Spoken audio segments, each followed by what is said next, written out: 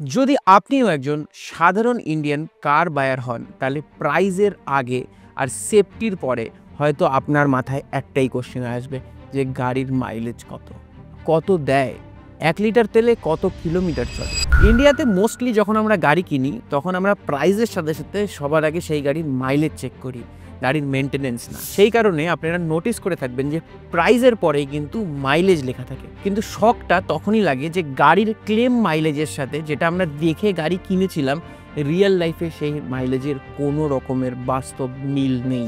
আর ঠিক এরকমই শক লেগেছিল প্রতিতা কুন্ডুর, যিনি 2011 সালে টাটা ইন্ডিগো ইসিএস কিনেছিল।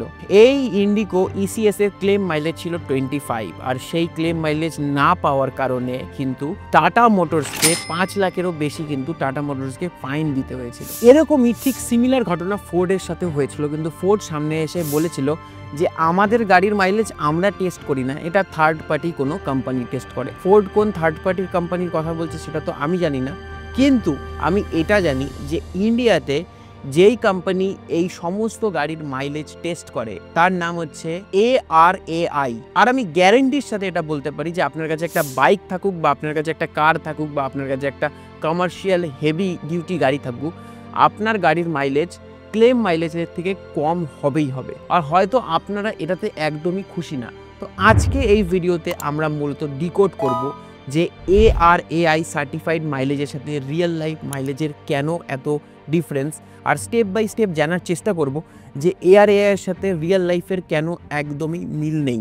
আরও একটা কথা আমি বলবো, আমাদের ভিডিও বানাতে অনেক বেশি রিসার্চ এবং অনেক বেশি টিম ওয়ার্ক দরকার হয়। তো কাইন্ডলি যারা এখনও অবধি সাবস্ক্রাইব করেননি, আমি হাত জোর করে সবার কাছে একটাই রিকোয়েস্ট করব যে প্লিজ সাবস্ক্রাইব করুন, কারণ বাংলায় অটোমোবাইল কন্টেন্ট দেখতে গেলে আমার মনে হয় যে বাংলা টর্ক ছাড়া আর কোনো ভালো প্ল্যাটফর্ম নেই। আর আমরা চেষ্টাও করব যে আনবায়াস থেকে কোনো কোম্পানির থেকে কোনো রকমের কোনো ফান্ড এবং কোনো রকমের কোনো স্পন্সর না নিয়ে রিয়েল লাইফ রিয়েল গাড়ির গল্প বলার জন্য, যাতে আপনার কষ্টের পয়সার গাড়ি যাতে আপনার কোনো ধোকা কখনো না দেয়। সো প্রথমে আমি যদি একটা সিম্পল এক্সাম্পল আপনাদের দেই, তো রিসেন্টলি মাহিন্দ্রা যে লঞ্চ করেছিল তাদের স্করপিও এনের ARAI ক্লেম মাইলেজ ছিল 14 kilometre per litre for diesel and petrol variant both. কিন্তু অটোকার যখন এই স্করপিও এনের যখন রিয়েল লাইফ মাইলেজ যখন টেস্ট করেছিল তখন এর হাইওয়েতে মাইলেজ পাওয়া গেছিল 11.7, 8.6 কিলোমিটার পাওয়া গেছিল সিটিতে। আর পেট্রোলের কথা যদি বলি তাহলে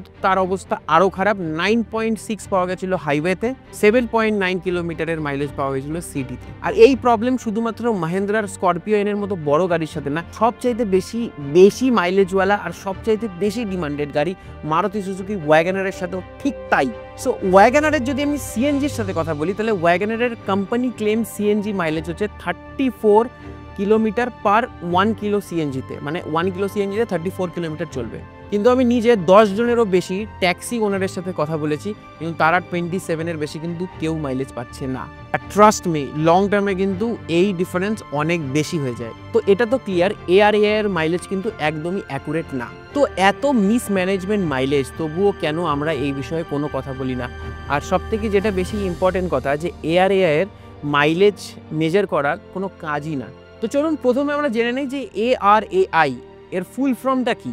automotive research association of India 1966-এ ARAI কে স্ট্যাবলিশড করা হয়েছিল বাই গভর্নমেন্ট অফ ইন্ডিয়া। এর হেডকোয়ার্টার হলো পুনেতে। এটা হলো একটা ইন্ডিপেন্ডেন্ট কোঅপারেটিভ বডি। এই cooperative body ministry of heavy industry থেকে কিন্তু অ্যাফিলিয়েশন পেয়েছে। এটা মূলত একটা এপেক্স বডি যে অটোমোটিভ ইন্ডাস্ট্রিতে R&D এবং আরও কিছু গাড়ির কম্পোনেন্ট পার্টসের উপরে কিন্তু রিসার্চ করে থাকে। সো মেনলি এখানে কিন্তু ফিল্ড টেস্টিং করা হয়, যেখানে 2 wheeler, heavy commercial vehicle, private vehicle, tractor, construction vehicle যেরকম জেসিপি হয়ে গেল, রোলার হয়ে গেল, এবং এর সাথে অ্যাডিশনাল ফিউলেরও কিন্তু টেস্টিং করা হয়, যেরকম সিএনজি হয়ে গেল, ইলেকট্রিক হয়ে গেল। হ্যাঁ, ইলেকট্রিক গাড়িও ARAI কিন্তু সার্টিফাই করে।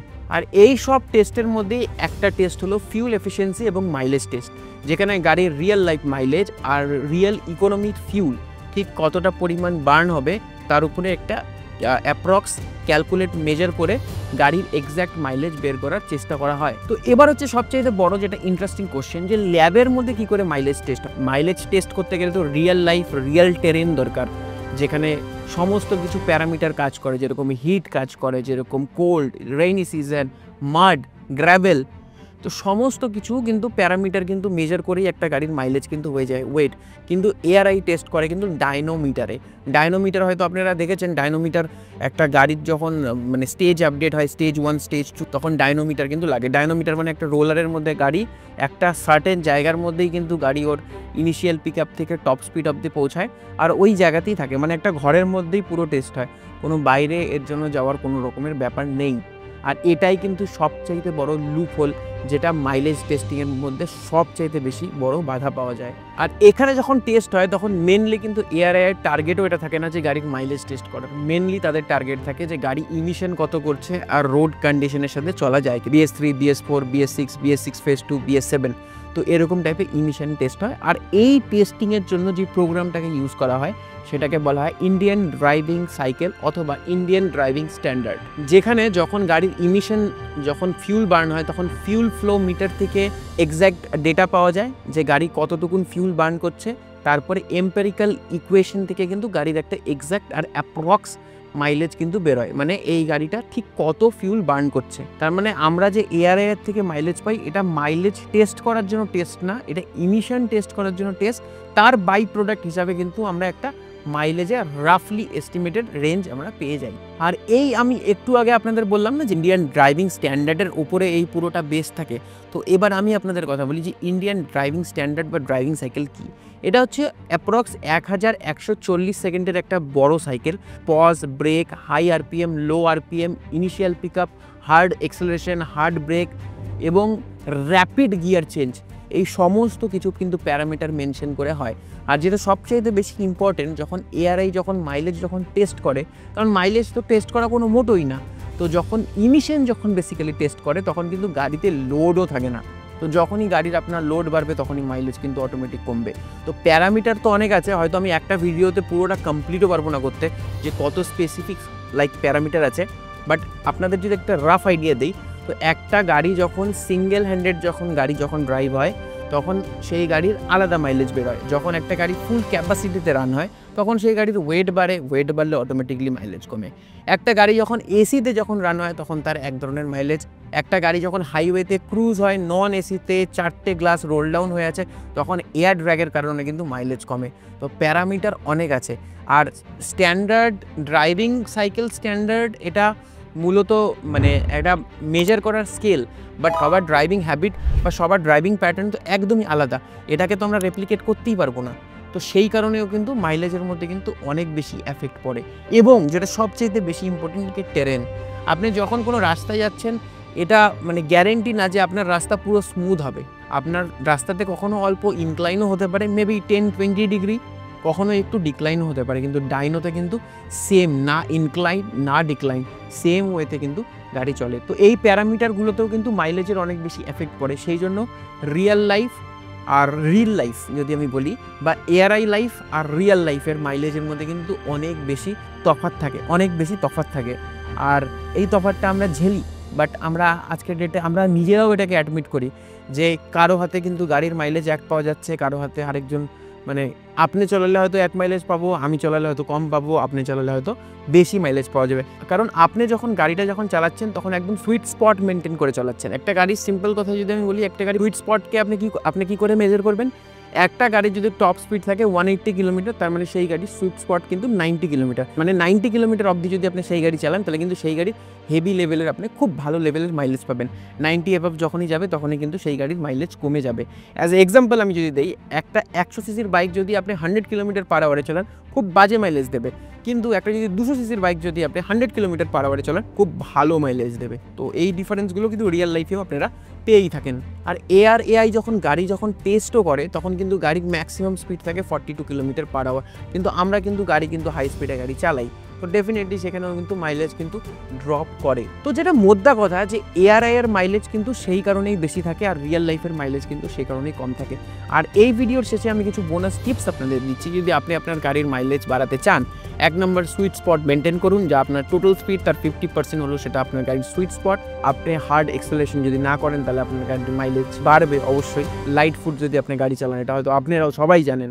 আর যদি হাইওয়েতে যদি আপনারা গাড়ি চালান তাহলে এসি অন করে যদি আপনারা গাড়ি চালান তাহলে কিন্তু আপনার গাড়ির মাইলেজ বাড়বে। ঠিকই শুনেছেন, এসি অন করলে মাইলেজ বাড়বে, মাইলেজ কমবে না।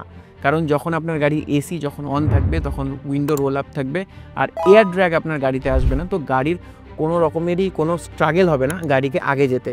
আর যেটা সবচাইতে আরও বেশি ছোট্ট একটা ইম্পর্টেন্ট কথা, আপনার গাড়িতে অটোমেটিক ক্লাইমেট কন্ট্রোল থাকুক বা না থাকুক, আপনার গাড়িতে কিন্তু একটা সার্টেন টেম্পারেচারের পরে কিন্তু আপনার এসি কাট অফ হয়ে যায়, মানে আপনার এসি কিন্তু আর ইঞ্জিন থেকে পাওয়ার নেয় না। তো এটাও আমার মনে হয় যে আপনারা এই থ্রুতে আপনারা ইউজ করলে মাইলেজ বাড়াতে পারেন। আর আমার মনে হয় যে মাইলেজ 1-2 কিলোমিটার আমরা খুব একটা বেশি ভাবি না। তো এই হলো টোটাল মাইলেজের গল্প। ARAI আপনার গাড়ির মাইলেজ টেস্ট করেছে, তখন তাকে বলবেন যে ARAI মাইলেজ টেস্টই করে না, ইমিশন টেস্ট করে, বাই প্রোডাক্ট হিসাবে মাইলেজ বেরোয়। তো এই হলো মোদ্দা কথা, মাইলেজ আর ARAI এর গল্প। রিয়েল লাইফ মাইলেজ টেস্টেরও একটা ভিডিও বানাতে চাই, যদি আপনারা সেই ভিডিওটা দেখতে চান তাহলে কমেন্ট সেকশন ফাঁকা আছে, অবশ্যই কমেন্ট সেকশন লিখে জানান, তাহলে আমি সেই ভিডিওটা অবশ্যই বানাবো। আর এরকম ধরনের আরও অটোমোবাইল কন্টেন্ট দেখতে হলে সাবস্ক্রাইব এবং ফলো করুন বাংলা টর্ককে। ততক্ষণ অবধি যদি আপনি বাইক চালান তো হেলমেট পরুন, কার চালান তো সিট বেল্ট পরুন, সেফ থাকুন, সেফ চলুন, সুরক্ষিত থাকুন। খুব তাড়াতাড়ি দেখা হচ্ছে আরও একটি নতুন এবং ইন্টারেস্টিং ভিডিওর সাথে। Till then signing of.